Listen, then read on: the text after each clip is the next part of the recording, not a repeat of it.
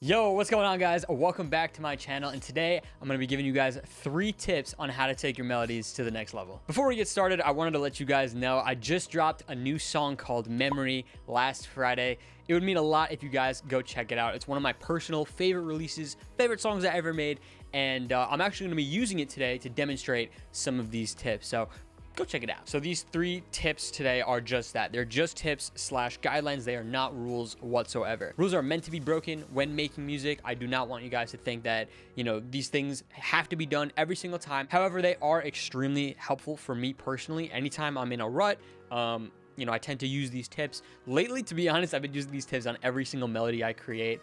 Just because it helps me personally. So I figured I'd share it, and hopefully it helps some of you guys as well. All right, guys, so let's hop straight into it. The first 2 tips are going to be more creative tips.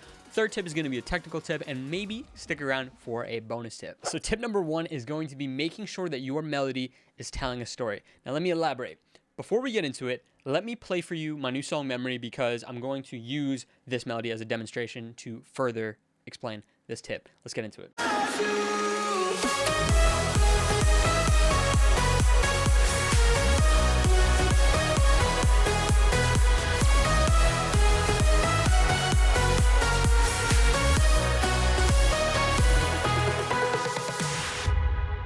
Okay, now how does this melody tell a story?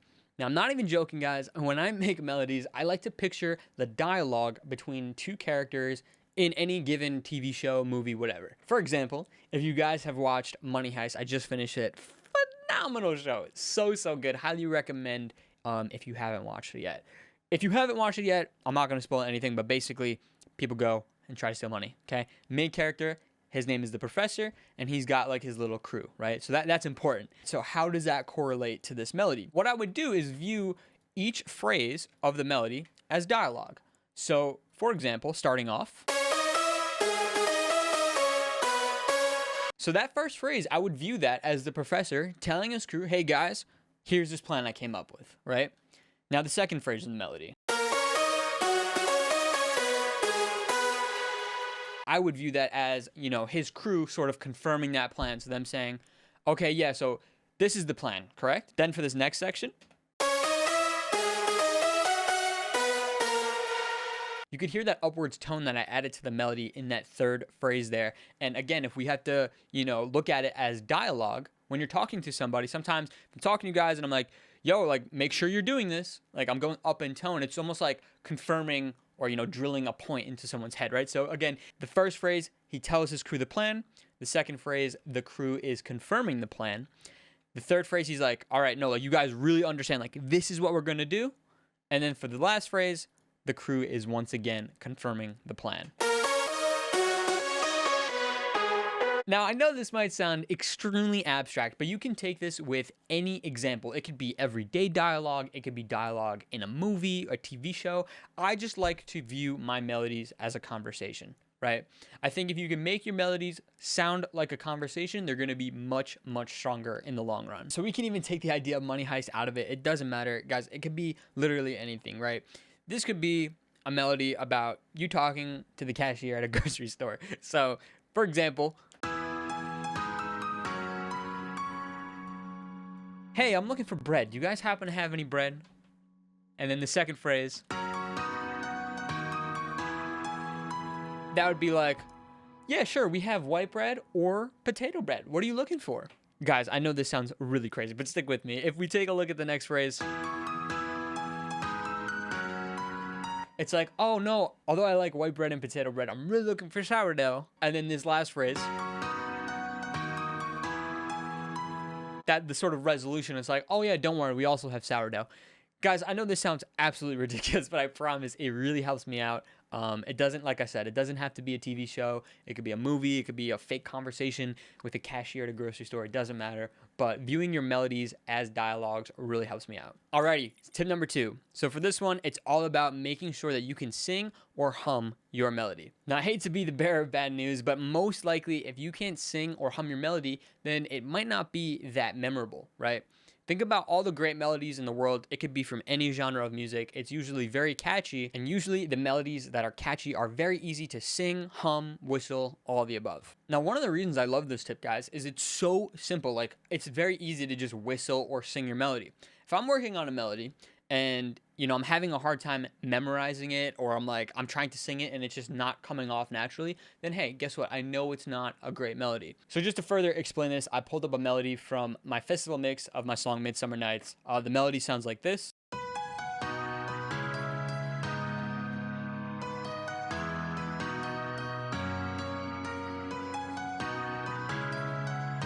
So yeah, as you can see there, I feel like this is another melody where it's very easy to sing along to or hum. You know, so you got do do do do do do do do. I think it's best to try to picture a giant crowd or a giant stadium like singing along to your melody, right? And this, guys, this works for any genre. It works for pop, country, rock, etc. If you can have a melody that is easy to sing along to, I think more often than not, it's going to be catchy and stick with that listener longer. I definitely think that's a helpful way to sort of make your melodies is keep that in the back of your mind. Can you whistle it? Can you hum it? And do it in real time. I do the same thing. All right, so for tip number 3, it's all about making sure that the leads and the chords are working together and you have the leads playing one of the notes in the chords when a new chord is being introduced. So what do I mean by that? If we look at the melody for Memory, with the chords underneath, you can see that every time a chord is introduced, the melody that's playing above is a note that is in those chords. So you can see here, we have the E up top, we have an E down here, a D sharp here, D sharp here, C sharp here, C sharp here, etc. Now again, just like I said in the beginning of this video, there are no rules, so you don't have to do this all the time. You can see here later on in the melody, you know, I have a C sharp playing up here. There's no C sharp in the chord. You obviously have to go by feeling and what sounds good, but I do find this is a very easy way to sort of, again, take out all that guesswork and start to have a framework when making these melodies. Now, I find this tip works best when the chord and the lead are playing at the same time. Whatever happens after the initial chord hit, I find doesn't really matter as much. It's all about when that initial chord hits, what note is being played up top. If that note up top is playing one of the 3 notes that are in that triad, if you know it is a triad in the chord, it becomes harmonious, and I think it just sounds really pleasing to the ear. All right, so let's go ahead and look at some other examples. This is the Midsummer Nights Festival Mix melody that we looked at earlier, and let's see how it plays out. First note on the chord, there's a D sharp, there's a D sharp. Secondly, now this is a little bit weird because the melody isn't playing exactly on the chords, but what I did is I made sure that this note was an E matched up here. And then when the melody lined up with the chords again, you can see that I played a D sharp on the top melody and there was a D sharp in the chord underneath it. Again, E, E, D sharp, D sharp, and then C sharp, C sharp. I'd also highly recommend that you guys download the MIDIs to your favorite tracks or recreate them and see what you find, right? I found that when I did this exercise and I was downloading MIDI or recreating it, I found that a lot of my favorite tracks had this technique in there where every time a chord hit, the melody on top had a note that was in the chord below. All right, so let's get a little bonus tip action in. The bonus tip is gonna be getting your reps in.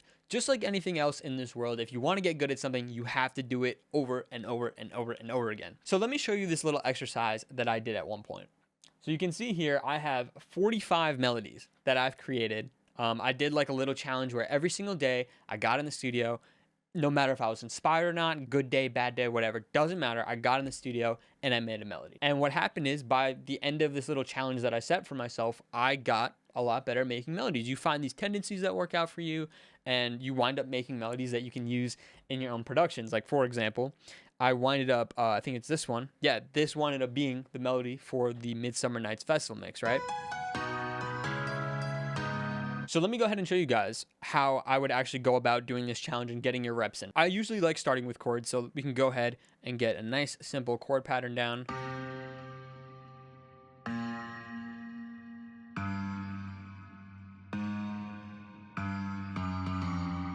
Let me see, maybe we can have some cool inversions or something like that.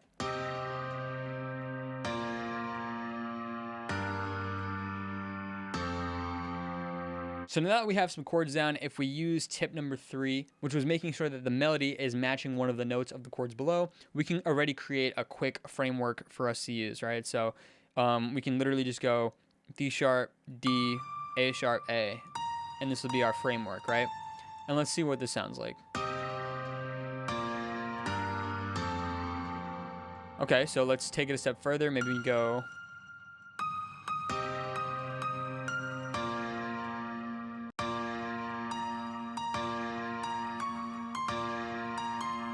I also think it'd be cool if we shortened up, these chords here. You can see right here live in action that the benefit of having this framework is once you get going, it's so easy to create the melody, right? I feel like the hardest part of making a melody is finding a place to start. But now that I've sort of created this framework, I'm starting to hear ideas in my head, and we'll see where this takes us, right? So I shorten up the chords now.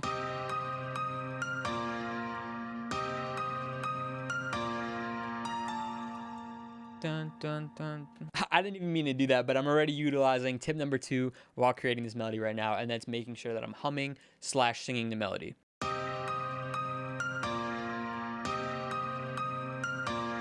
Dun, dun, dun, dun, dun.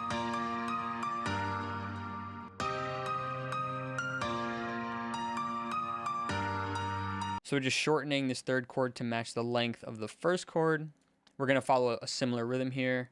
And then look, this last note is going to match the C in this fourth chord. Let's see how this sounds.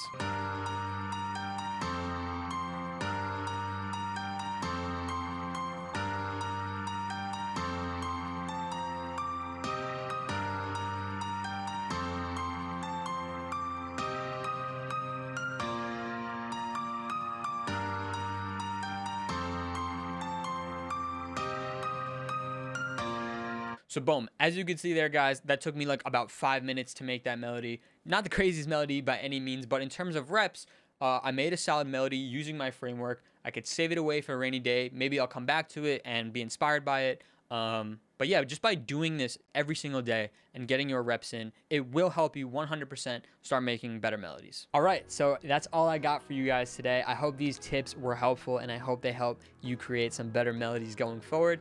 If you guys enjoyed this video, please be sure to hit that like button, hit that subscribe button, and hit the notification bell so that you're notified the next time I upload. Be sure to go stream my new track, Memory, link down below. Really, really do appreciate it. I'll put the little card up there as well. But yeah, I think that's all I got for you guys. So take it easy. I'll see you guys later. See you in the next video. Later, guys.